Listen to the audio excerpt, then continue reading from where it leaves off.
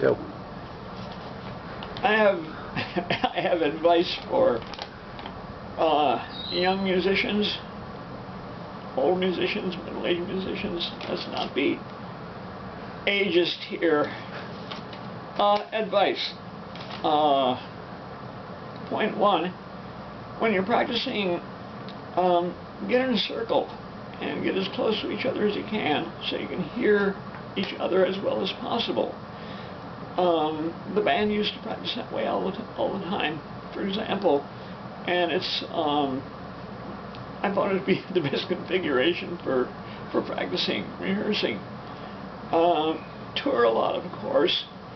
Crash with fans, keep it cheap.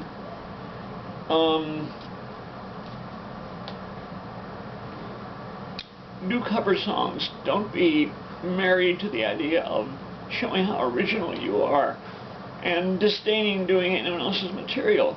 That's stupid. Cover your favorite songs, the ones that move you most of all, and try and cover them, pretty much note for note, so that you can kind of inhabit the structure of these songs that you find most compelling. Always a good idea to toss some covers into a set along with the original material. I believe people that play only original material tend to become samey after a while. It's sort of like a hybrid vigor is not a factor, and the equivalent of musical inbreeding tends to happen. Very important, don't play with pissy people. Don't play with assholes. It used to be that great musicians, good musicians, tended to have character flaws as a matter of course. But now there are so many people that are really good players around that you don't have to settle for jerks. You want to be playing with people that you can stand, that you want to hang out with, and that you have something in common with when you're not on stage. And I've personally found that there's been a tipping point in the last couple of years of the amount of good musicians who are also smart and affable and punctual and always willing to work and basically not pissy. If you're working with a pissy person, be aware that there's a number of people around that are better than they are and are not pissy besides.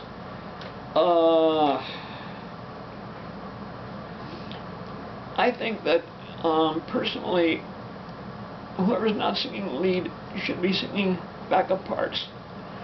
I think that a band should do a cappella stuff just to fool around with. Get used to the idea of everyone singing. I know some people don't like the idea of everyone singing and think that the lead singer is the only one who should sing, but I find that if everyone is singing as much as possible, people will have more fun and it'll be more user-friendly to the audience. When you're playing, leave space. Don't play so damn many notes. If you're playing with all boys, consider playing with some girls. If you're playing with all girls, consider playing with some boys.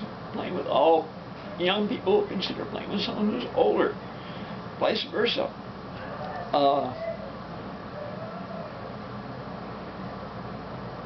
Try to have as much fun as you can. You're playing music, you're not working music. So many musicians look like they're having, are constipated when they're playing music. They're so serious. They want to convey they're serious so much that they're, or else they're doing these histrionic bullshit, emo faces, which are, calculated bullshit, basically.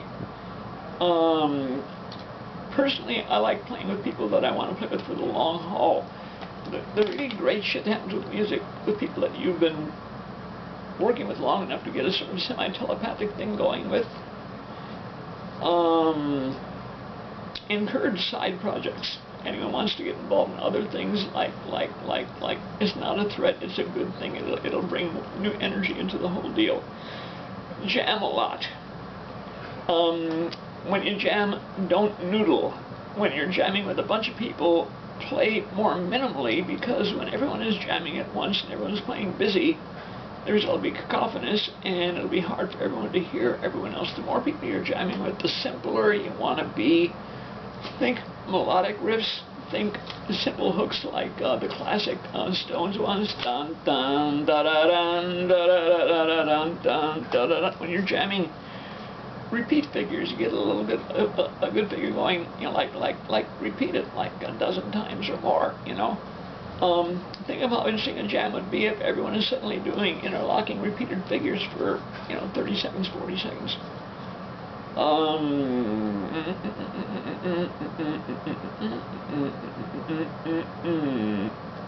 Okay, I got that.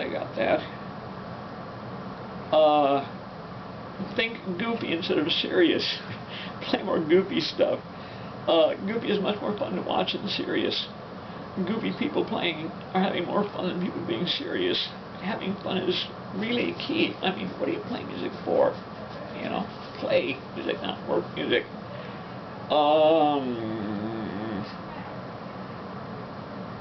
Okay. And finally, a negative example is well, here's a band which shall remain nameless is extremely successful. They've had record-breaking record sales, album sales, and when they tour, they hate each other so much that they each have to fly in separate planes. They each have their own jets, their own entourages, their own stylists, you know. And when they, a friend of mine went and was involved with their last tour, and not only did they do the same songs in the same order, with the same introductions, playing them in exactly the same way each show, but the little ad-libbed staked lines in between were also totally worked out in advance as well. I mean, sure, it's great to have a eight-figure income, but at what price? At what price? I've got what the Stones used to do in '64 is they went through a little period in which they would cover all the songs that they liked in the top 40, just to get an idea of structures of what other people were doing, and to just sort of enhance their knowledge of music. Getting down to it, the last ones here. Hook up with more musicians. Play with as many people as you can. Play with people that play in different styles than you do. Look for all-time classics to cover. I would suggest if you're doing country stuff, take a look at the classics from the 1950s, like There Stands the Glass and Crazy Arms.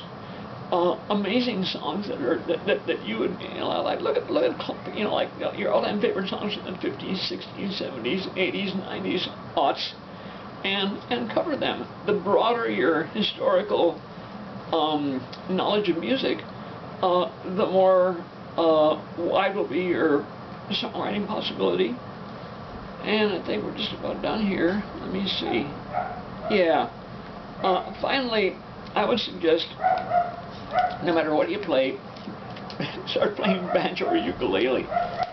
I started practicing every day, finally, a year ago. I've played every day for, I'm on my 13th month right now. And what I found is the same thing that a number of people I've talked to have found that play many instruments, and that's that when they play every day, they find that they end up playing the banjo because banjos are more fun to play. Banjos are just amazingly fun to play. I'm encouraging people to play banjos together. Banjo bands are great. You got your 5 strings, your 4 strings, your banjo ukes, your banjo mandolins, your banjo guitars. And the other thing is pick up on a ukulele. If anything is easier to improvise and play than a banjo, It's the ukulele, possibly the most user-friendly instrument going. And that's about it.